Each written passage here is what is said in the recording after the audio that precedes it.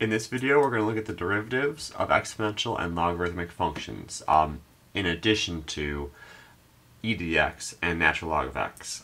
These will be based on the derivatives of e to the x and natural log of x, so if you want to, I have videos up on that already. But let's first see what the rules are. So, the derivative with respect to x of some constant to the x will be that constant to the x, which mirrors very closely e to the x, but it's going to have to be multiplied by the natural log of a. And similarly, the derivative with respect to x of log base a of x will start off very similar to the derivative of natural log of x, so 1 over x, but I'll have to multiply the denominator by the natural log of a. So, next two slides are going to be proofs for a to the x and log base a of x, respectively. There will be times in the description where you can skip to the examples if you don't want to see the proofs. So now for a proof that the derivative with respect to x of a to the x is a to the x natural log of a. And I'm going to start with the left-hand side, the derivative with respect to x of a to the x. And while I've said this, we haven't proven it yet, so I don't know this rule, but I do know the rule of e to the x. And here's the trick we're going to use for this. So I can actually change this to an exponential function with a base of e by realizing that a will simply equal e to the natural log of a. Because e to the power and the natural log are inverses, so these are the same, which means that a to the x, I can rewrite this as the derivative with respect to x of e to the natural log of a all to the x power. And now, power of a power rule tells me that's going to be the derivative with respect to x of e to the x times the natural log of a. And now I can actually use chain rule. So the derivative of e to the power is e to that power. But I have this function in the numerator, which is a constant times x. So the derivative of a constant times x is that constant. And finally, notice we changed a to the x into e to the x natural log of a. So that means e to the x natural log of a can be changed right back into a to the x. And we end up with the rule that we want. For a similar problem, I want to prove this. And so I'll start with the left-hand side, the derivative with respect to x of log base a of x. And again, I might not know this rule yet, but I do know natural log. So I'm going to rewrite this using change of base formula. So this will be the derivative with respect to x of the natural log of x divided by the natural log of a.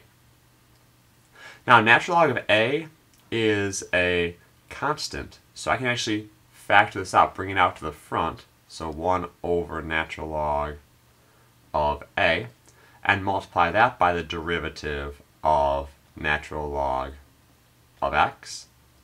But we know that the derivative of natural log of x is 1 over x, so this will be equal to 1 over x times the natural log of a. Alright, a pair of examples. So here's our first example. I want to find the derivative of 4 to the 3 to the 2 to the x. And this is just a big old chain rule problem with exponential functions. So the outer function is this 4 to a power. So I'll take the derivative of that first. So 4 to the unchanged power, 3 to the 2 to the x. Then multiply that by the natural log of 4, because I have a base that's different than e. And then I go in. The next function in the chain rule is 3 to the 2 to the x. So I take the derivative of 3 to the 2 to the x, which is 3 to the 2 to the x, times the natural log of 3. Then I go in again, and I get the next step in the chain, which is 2 to the x, so the derivative of that is 2 to the x, natural log of 2, and this is where it kicks out. If I even go to the derivative of x, that's just 1, it doesn't change anything. Now, I can leave it like this because none of these have like bases for the exponentials, and these logarithms are not the same. I don't have, when I multiply logarithms, I don't change this. The rule is log of a plus log of b is log of a times b. But I will reorder this a little bit and bring the logarithms to the front. So natural log of 4 times the natural log of 3 times the natural log of 2, and then the exponentials afterwards, just to sort of make the structure a little bit cleaner looking. 4 to the 3 to the 2 to the x times 3 to the 2 to the x times 2 to the x. Alright, one more example. And here we have a logarithm problem. Log base pi of the arctangent of alpha. Same idea, chain rule, look at the outside. And so I use this rule. So the derivative of log base pi is 1 over this function unchanged, arctangent of alpha, times the natural log of this base. And now I need to go in to the inner function, which is arctangent of alpha. The derivative of that is 1 over 1 plus alpha squared. And there's not much I can do. I guess I would like to write this as a single fraction, so 1 over.